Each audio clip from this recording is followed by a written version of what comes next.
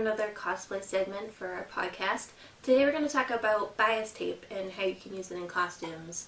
And I want to talk about bias tape because I use it a lot.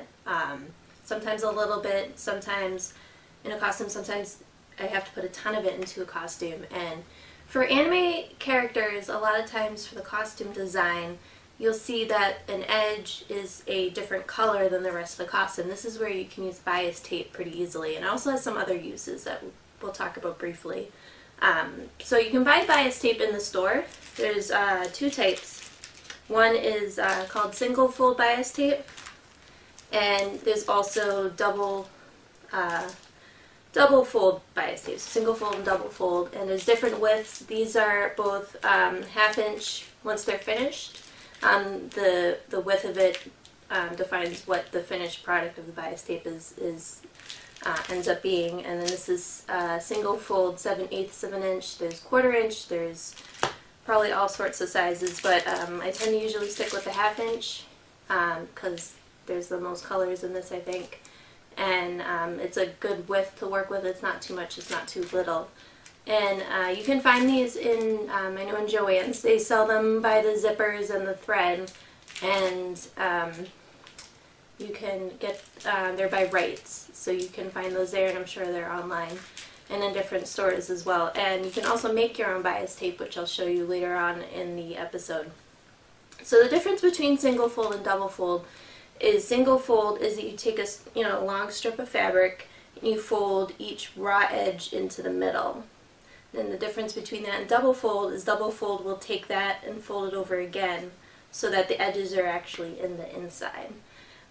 For single fold bias tape, we're actually not really going to talk about this much today. This is really useful for finishing an edge, especially on sleeves, because what bias tape is, it's cut on the bias, and I'll show you what that means in a minute, but it allows this to move over curves very easily because it's just a little bit of stretch to it because of the way that it's cut.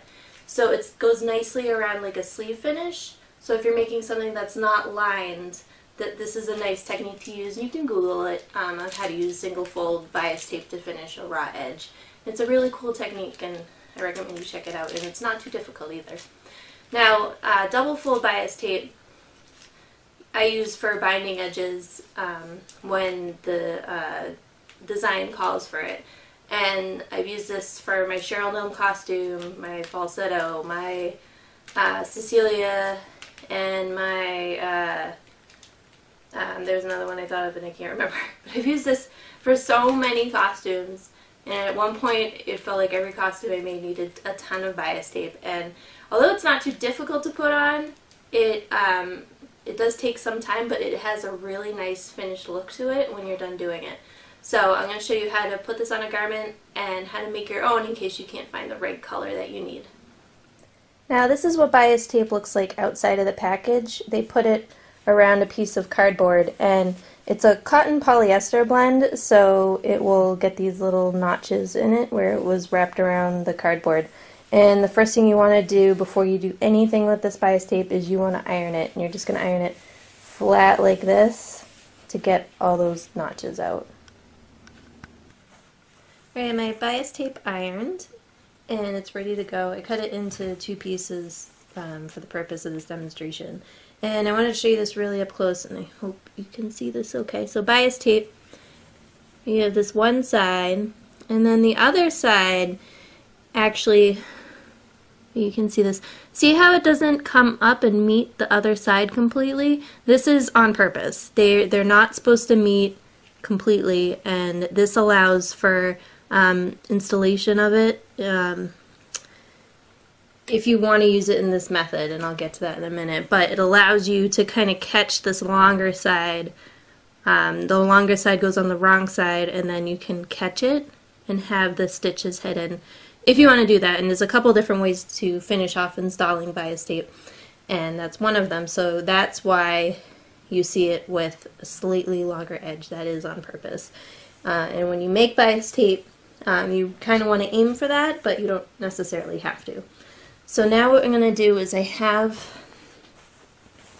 my raw edge. I have this just piece of green sewn together, and what I'm going to do is I'm going to open up the bias tape like this, and I'm going to open up the shorter edge like this and leave the longer edge closed. Just going to grab a pin, a couple pins. And what you want to do is have it extend a little bit off the edge. And you want to meet up that short edge over here to your raw edges. You want to pin it in place. You don't necessarily have to pin it. I sometimes don't. But if you're definitely doing this for the first time or the first few times, you want to pin it. Okay, so like this, and then continue pinning it all the way down the side, and then we'll bring it over to the sewing machine. Now that you have it pinned in place, you want to bring it over to your sewing machine. And what you're going to do is you're going to sew into this crease here, this top one, the first one you see after it matches at the top. And I just use, a standard stitch right down the middle, not too wide, not too narrow.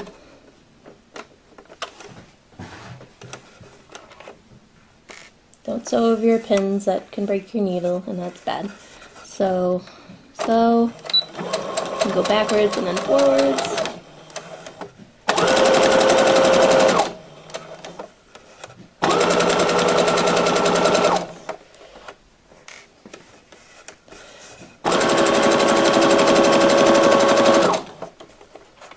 Make sure you go kind of deliberatively, there's the word. I don't know about you, but my sewing machine likes to just kind of do what it wants sometimes. You really want to make sure you stay down that line. And then go to the end. And kind of feel for where the edge was, because you do want an overlap with the tape so you can finish it off. And you back tack and forward again and finish it. And see here that you have this stitch going along, and now I'll bring you to the next step. Here on my ironing board is again with the finished seam here. What you want to do is flip it over, as I try to do this one-handed with my camera. And you want to fold over that other edge. Again, this is the long edge. You'll notice that the raw edge goes in between, like so.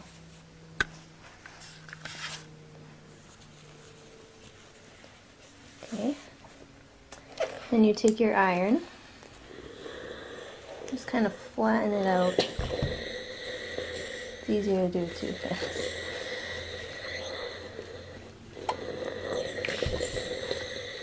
So that way you get the shape that you want. And then you have this nice finished edge. You still have to finish off, installing the bias tape, but this will give you an idea of what it looks like when it's done. And then this is the right side, and you have this really nice clean finish where you don't see the seam. And I will show you how to finish off this bias tape. There's 3 different ways that I know of that we can do it. Now I'll show you all 3 of them.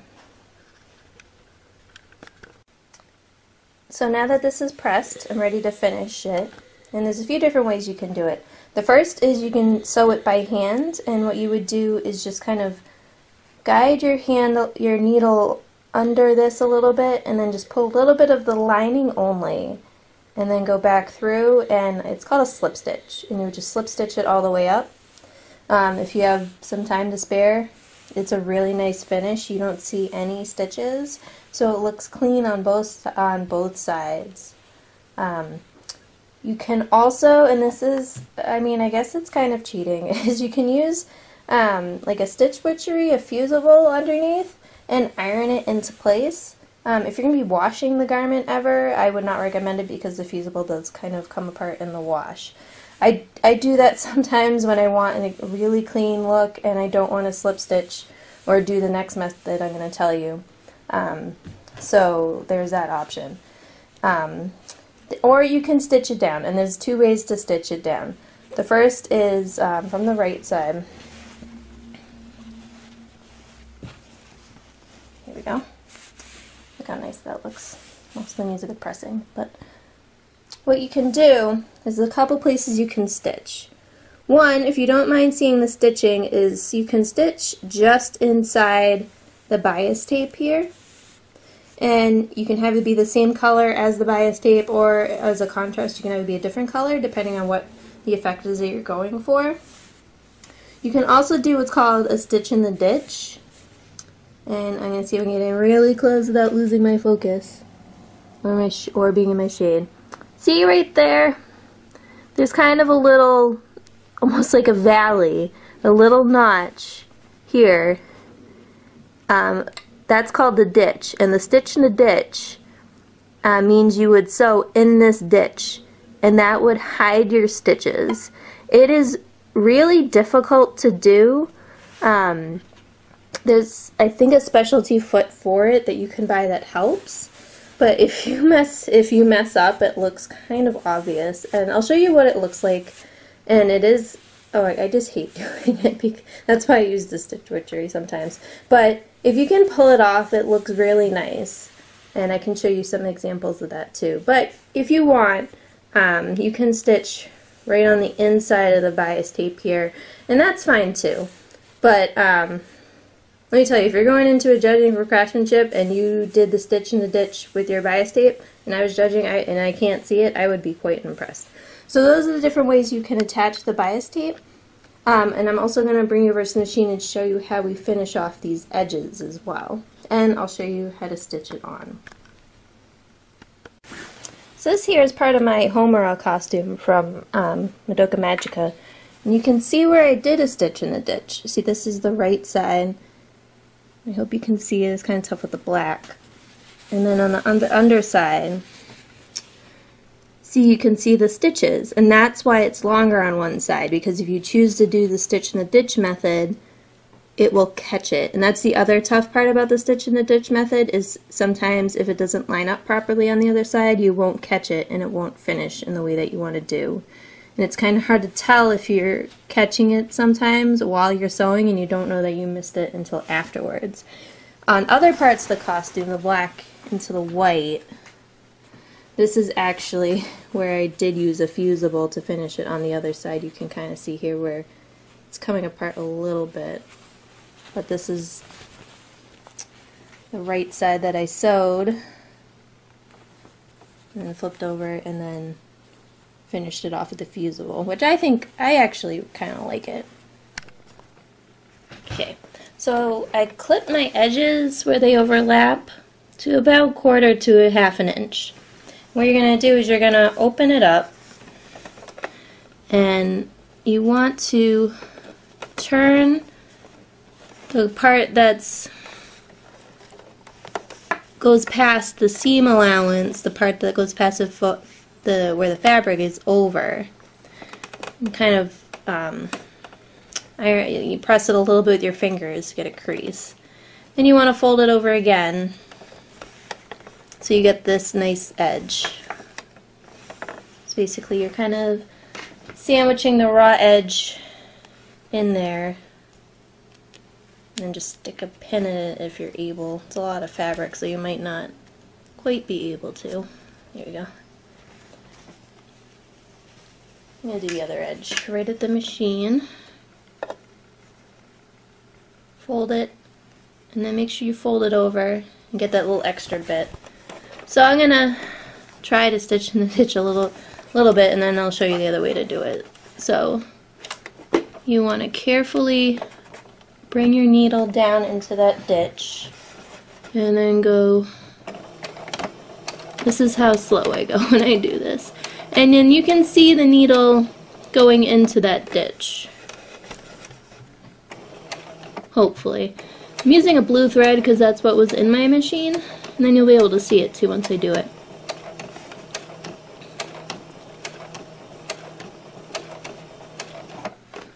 This is why I don't like doing this, but it does look really nice.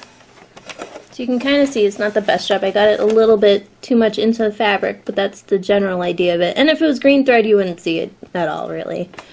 And now the other way is what I do is I like to line up, excuse me, the edge. So the middle of my foot is kind of see-through. So I line up one of the metal sides. Here, let me bring it over to you. So I like to line up one of the metal sides. See how it's along the green here, the light green. Then I move my needle all the way over. And that way, I wonder if I can do this.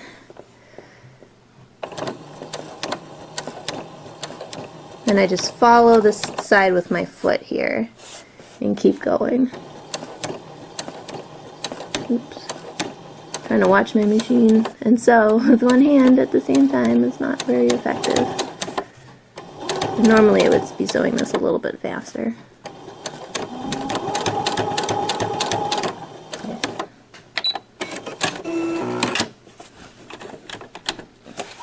And then that's the finish where you can, with the stitching. And if you had the light green, it would actually look a little bit nicer than with the blue here.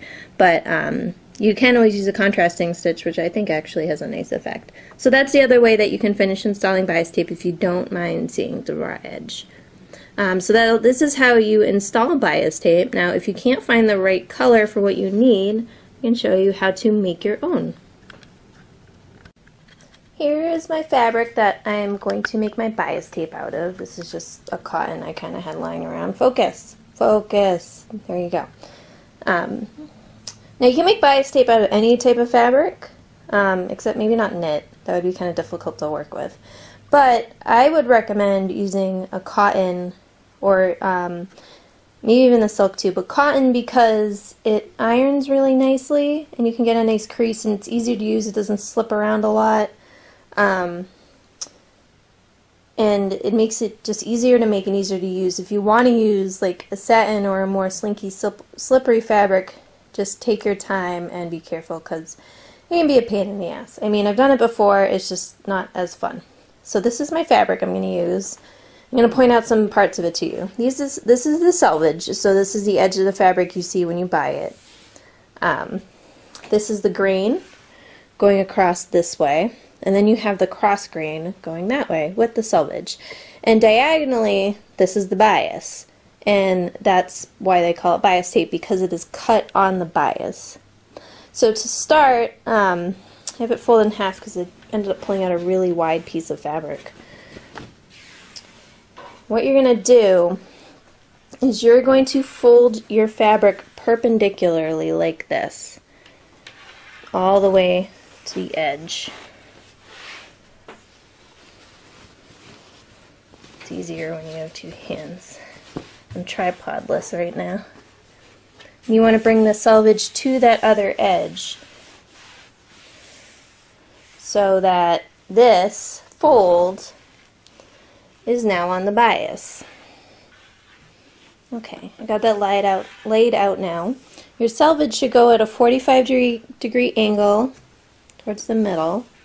And then same with the other raw edge, should go at a 45-degree angle and meet it up there. And then you have this edge here. What I like to do first is I like to cut this edge. Some people don't. Some people will cut the tape first, but I like to cut this edge first because it gets rid of this little bump. Okay, so I have this edge cut. I have a ruler here that's going to help me measure what I need to cut. Now I need to do some math. Yay, math. I want 1/2 inch bias tape, which means on both sides of each edge will be 1/2 inch. And then I need another 1/2 inch of seam allowance on both sides, which means altogether I need to cut a whole bunch of 2-inch strips. So what I'm going to do, I can't do this, I need 2 hands to do this, I'm going to show you afterwards, is I'm going to take this ruler. Ideally, you want like a bigger ruler.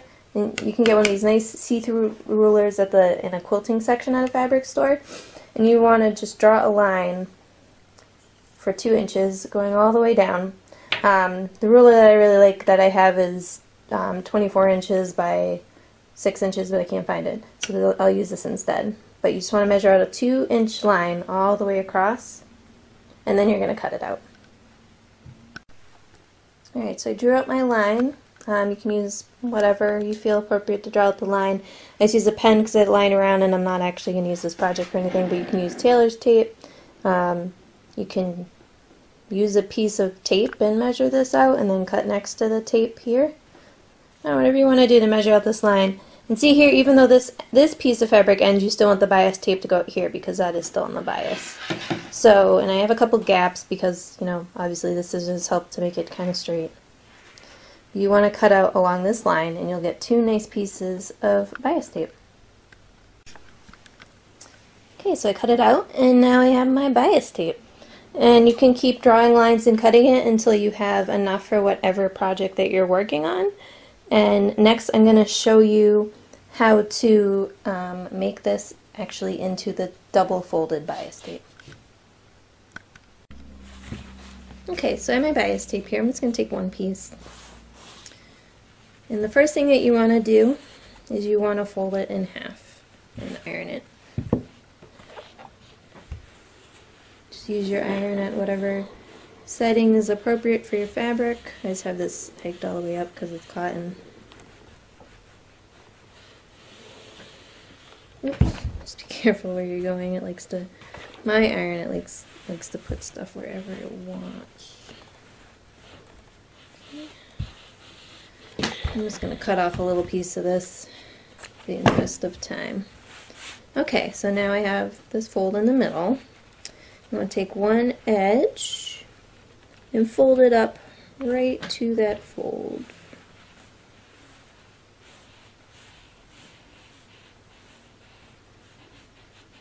Okay, don't worry about if you iron out the actual fold. You're just ironing that back in, and then you can measure the other edge up to this raw edge. Okay, again. Okay. And then the other one. Now, if you want to stitch in the ditch, don't fold it all the way. Just fold it slightly before it, like a really small amount, like not even 1/8 of an inch. But if you're not going to be doing that, you can just fold it up and meet it right in the middle. But sometimes it gets folded and overlapped in the middle, so either way I like to keep it a little bit apart. And at the same time you're going to be folding that other edge, ironing that other edge again. Right up into the end.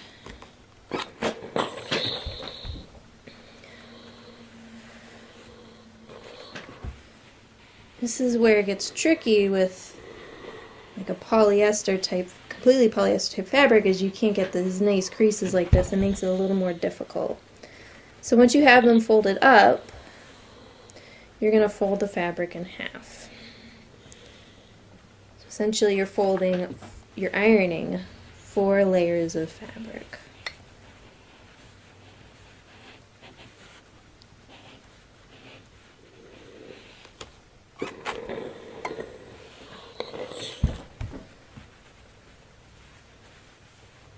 Just going to flip it over and get it from the other side.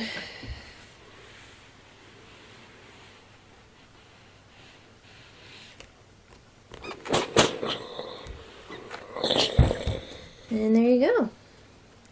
That's how you make your own bias tape. So that's kind of an introduction into how to use bias tape for a costume. There's other things that you can learn once you learn these basic skills, including how to, when you make bias tape, attach the pieces together to create one longer piece.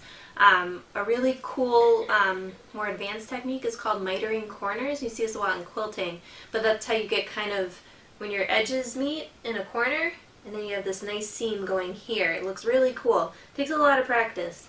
For my brother's jazz costume that I made several years ago, that's where I learned how to do miter corners, because there's probably like 100 of them.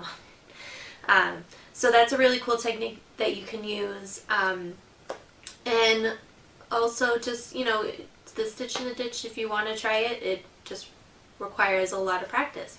So we'll be at Anime Boston this upcoming weekend. Hopefully we'll see you there. I'm doing a panel on Friday about intermediate to advanced sewing techniques, including how to make and install bias tape. So if you're around, hopefully I'll see you there. And if you see any of us, say hello. And you can always check us out on the YouTube and iTunes, and check out Facebook and Twitter and all that other fun stuff. And if you have any suggestions for future cosplay segments, please send them in to podcast@AnimeCons.tv, or call our super cool voicemail line. If you have questions about cosplay, you can email them or call us with them, and we'd be happy to answer them. So we'll see you later.